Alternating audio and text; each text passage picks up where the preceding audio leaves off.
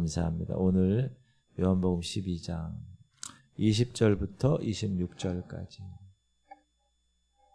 우리 본문을 먼저 읽겠습니다. 시작. 명절에 예배하러 올라온 사람 중에 헬라인 몇이 있는데 그들이 갈릴리 벳세다 사람 빌립에게 가서 청하여 이르되 선생이여 우리가 예수를 배우고자 하나이다 하니 빌립이 안드레에게 가서 말하고 안드레와 빌립이 예수께 가서 여쭈니 예수께서 대답하여 이르시되 인자가 영광을 얻을 때가 왔도다. 내가 진실로 진실로 너희에게 이르노니 한 알의 밀의 땅에 떨어져 죽지 아니하면 한 알 그대로 있고 죽으면 많은 열매를 맺느니라. 자기의 생명을 사랑하는 자는 잃어버릴 것이요 이 세상에서 자기의 생명을 미워하는 자는 영생하도록 보전하리라. 사람이 나를 섬기려면 나를 따르라. 나 있는 곳에 나를 섬기는 자도 거기 있으리니 사람이 나를 섬기면 내 아버지께서 그를 귀히 여기시리라. 아멘. 이제 예루살렘에 예수님이 나귀 새끼를 타고 입성을 하시죠. 많은 군중들이 그의 입성을 인하여서 많은 기대를 가집니다. 드디어 어떤 변화가 일어날 것인가. 예수님을 주목했습니다. 그들에게 있어서는 정치적인 메시아를 원했고 또 많은 기적과 많은 귀신을 쫓는 그런 일들을 경험했기 때문에 이들은 가슴에 지금 벅찬 그런 모습으로 주님을 맞이하고 있습니다.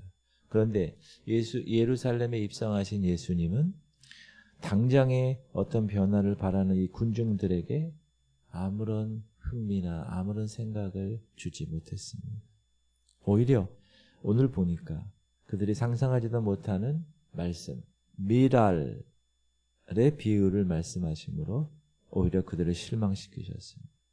이스라엘 왕으로 기대해서 호산나를 외쳤던 그들의 기대가 일시에 무너져 버리게 된 겁니다. 예수님은 그가 영광을 얻으실 때가 온 것을 아셨습니다. 사실 주님은 하늘에 올라가셔야 할 뿐입니다. 여기 보면 시작. 그러면 너희는 인자가 이전에 있었던 곳으로 올라가는 것을 본다면 어떻게 하겠느냐. 원래 예수님은 하늘에 계신 분이시잖아요.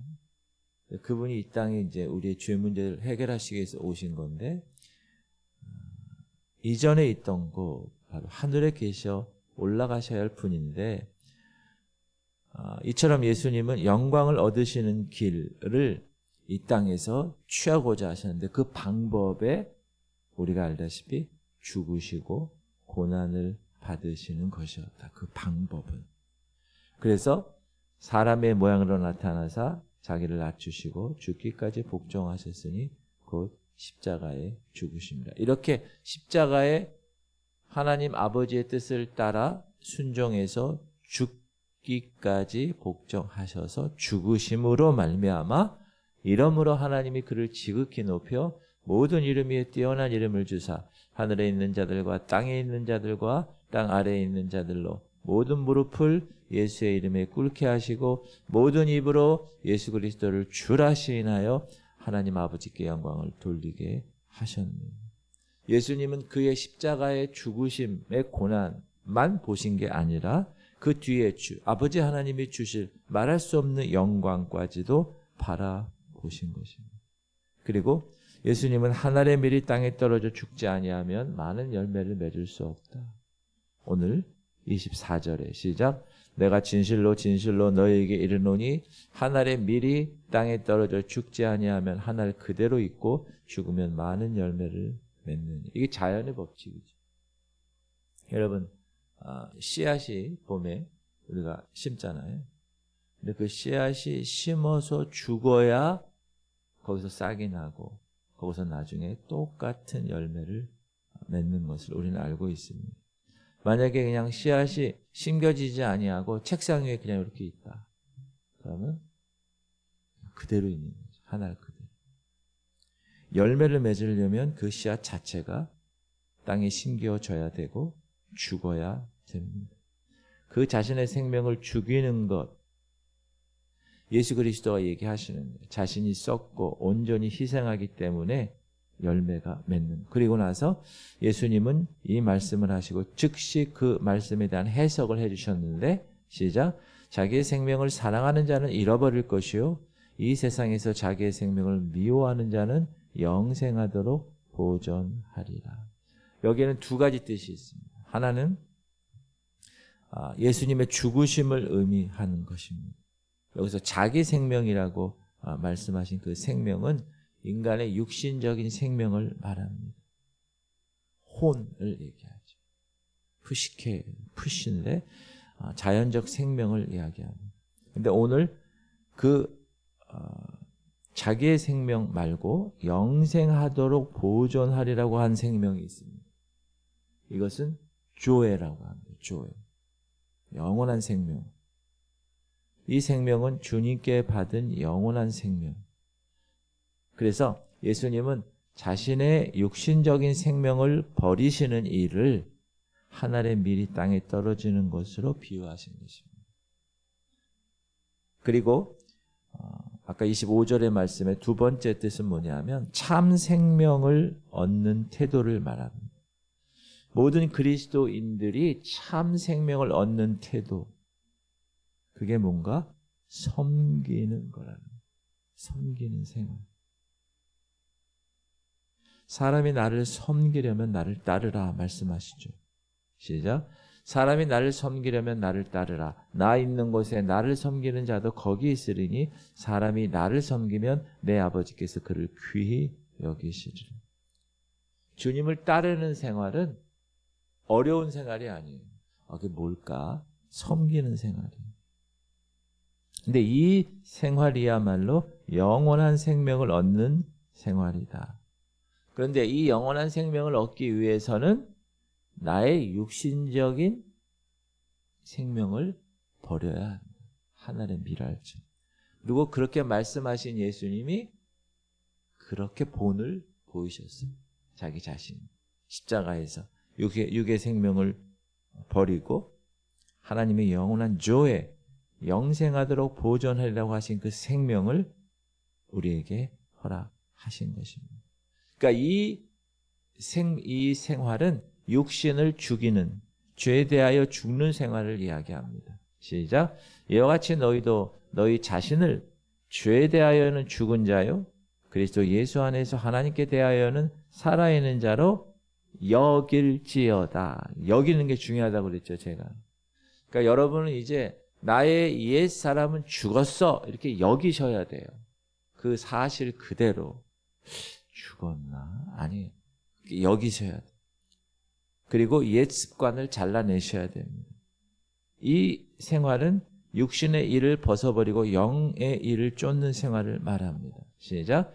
너희가 육신대로 살면 반드시 죽을 것이로되 영으로서 몸의 행실을 죽이면 살리니 무릇 하나님의 영으로 인도함을 받는 사람은 곧 하나님의 아들이라.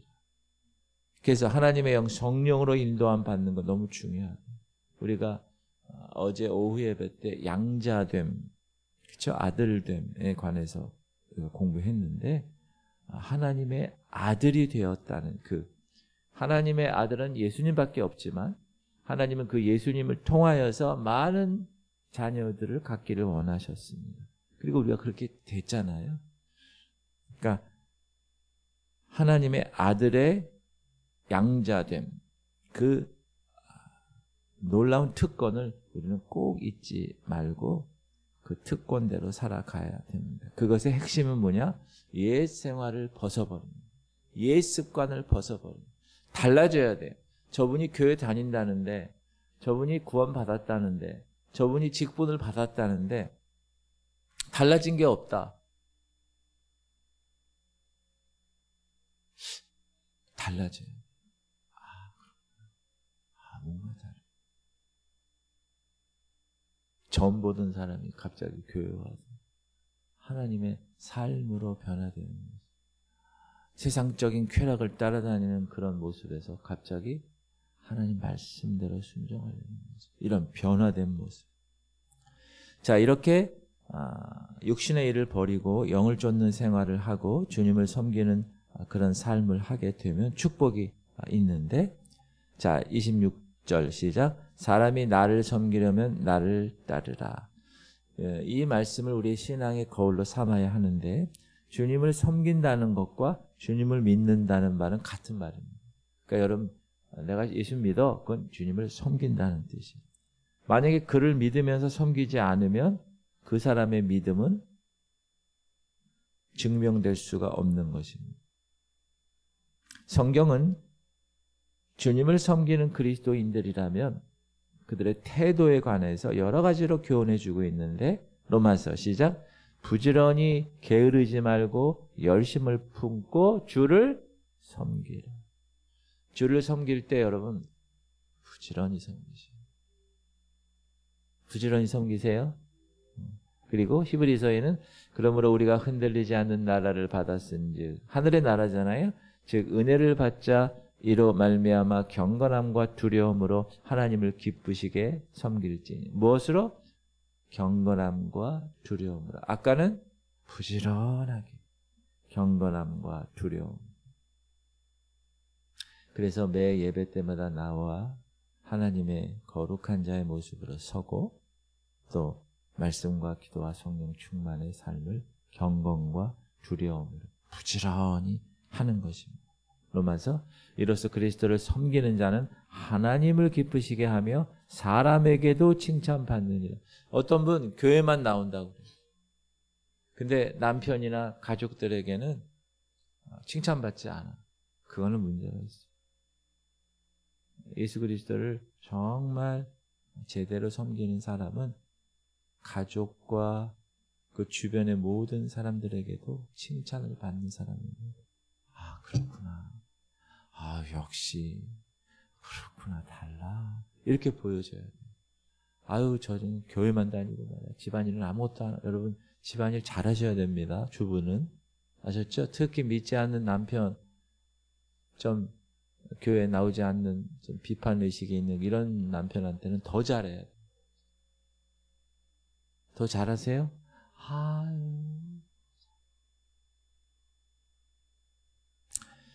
그리고 예수님은 이들에게 나 있는 곳에 나를 섬기는 자도 거기 있을 것이다. 시작. 나 있는 곳에 나를 섬기는 자도 거기 있으리니 사람이 나를 섬기면 내 아버지께서 그를 귀히 여기시리라. 주님이 계신 곳이 어디죠? 나 있는 곳에? 하나님 나라잖아요. 예수님은 내 아버지 집에 거할 것이 많다고 그랬어요. 아유, 거기 집에 좀 좁아가지고 구원받는 사람은 몇 명 안 되는 거 아니요. 내 아버지 집에 거할 곳이 많다. 그리고 내가 처소를 예배하러 간다고. 그리고 처소를 예배하면 다시 와서 내가 너희를 영접하여 나 있는 곳에 너희도 있게 하리라. 나 있는 곳에 너희도 있게 하리라. 이곳은 주님을 섬기는 모든 성도들을 거하게 하실 충분한 장소이기 때문에 염려할 거 없습니다. 이 세상에는 거지로 살아왔지만 하나님의 섬기는 생활로 말미암아 아브라함 품에 안겨진 나사로를 기억하십시오. 예루살렘에 있는 여인 중에 가장 미천했던 여인, 7 귀신이 들렸던 여인, 그러나 주님을 섬기는 생활을 통하여 하나님의 나라 주인공이 된 막달라 마리아. 수많은 사람들이 주님을 섬김으로 주님과 함께 거하는 축복을 받았다. 할렐루야. 주님을 섬기시기 바랍니다. 예수님은 주님을 섬기는 이들에게 내 아버지께서 저를 귀히 여기시라. 시작. 내 아버지의 집에, 요거 그 다음 거 시작. 사람이 나를 섬기면 내 아버지께서 그를 귀히 여기시리라. 귀히 여기시리라. 지극히 사랑하신다. 하나님이 귀히 여기시는, 하나님이 지극히 사랑하시는 그분은 축복의 사람입니다. 그런 주인공이 정말 귀한 사람입니다. 주님께 성심을 다하여, 있는 정성을 다하여 열심으로 섬기는 사람, 주님이 귀히 여기십니다. 사람들은 잘 몰라서 인정이 안 해줄 수 있어요. 그러나 주님은 보세요. 딱 보시고, 그래. 우리가 사람들도 그렇지 않나요? 그렇죠?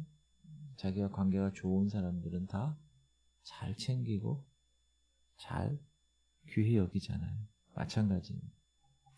사랑하는 성도님들, 하늘의 미랄이 되어 땅에 떨어져 죽으신 예수님처럼 우리도 하늘의 미랄이 되어 내 육신적인 생명이 썩을 비로소 하나님 나라의 상속자가 되고 하나님이 귀히 여기심 받는 하나님의 자녀가 될 수 있는 것입니다.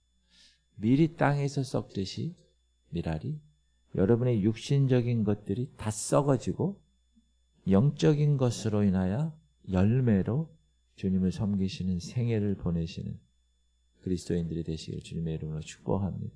그것이 오늘 하나님께서 여러분에게 주시는 말씀입니다. 할렐루야. 기도하겠습니다.